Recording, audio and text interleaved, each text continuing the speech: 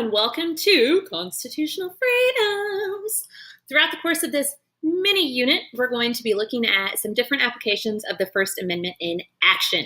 So, as you all remember, the First Amendment, speech, press, religion, assembly, and petition.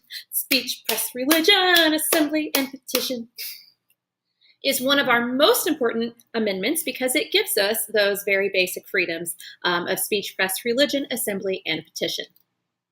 So our essential question for this first video is we're going to figure out why the Bill of Rights is necessary and why it was important for it to be incorporated, okay? So constitutional rights. Jumping back in time a little bit to the Constitution unit, we talked about two different groups of people. We talked about the Federalists and the Anti-Federalists, okay?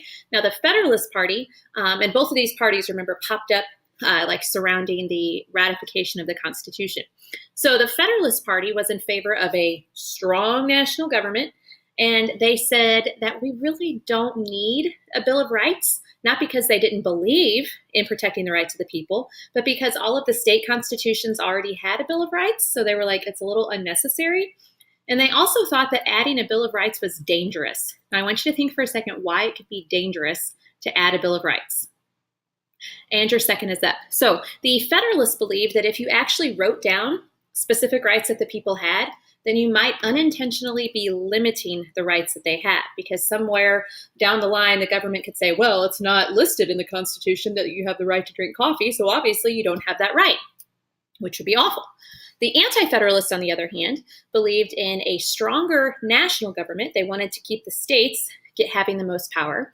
And they said that if we're going to ratify the Constitution, you've got to write down these basic rights of the people, because if you don't, then the government could really easily infringe upon the rights of the individuals, okay? So amendments 1 through 10, we know those are the Bill of Rights. The biggies that pop out at you, of course, the First Amendment. The Second Amendment gives you the right to bear arms. The Fourth Amendment provides you from unreasonable, or protects you from unreasonable searches and seizures without a warrant or probable cause. Also, the Fifth Amendment gives you due process and protection against double jeopardy and all of those things. But one of those amendments, one of the really important amendments that's not included in the Bill of Rights, is the 14th Amendment. So the 14th Amendment, and we've talked about this before, says that if you are born or naturalized in the United States, you are a citizen, okay? And you have to be given all of the rights and guarantees of a citizen.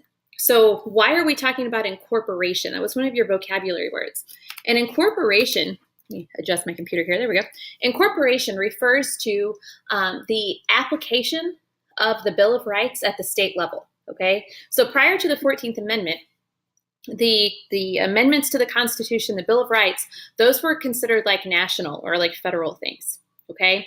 So while it applied to the United States as a whole, there was a little bit of concern over whether or not it applied to people living within states, okay? And whether, like, how states were responsible for maintaining those rights, okay? So the 14th Amendment incorporated the Bill of Rights, made it applicable at the federal and the state levels, okay? So I will stop there for this video. If you guys have any questions, let me know.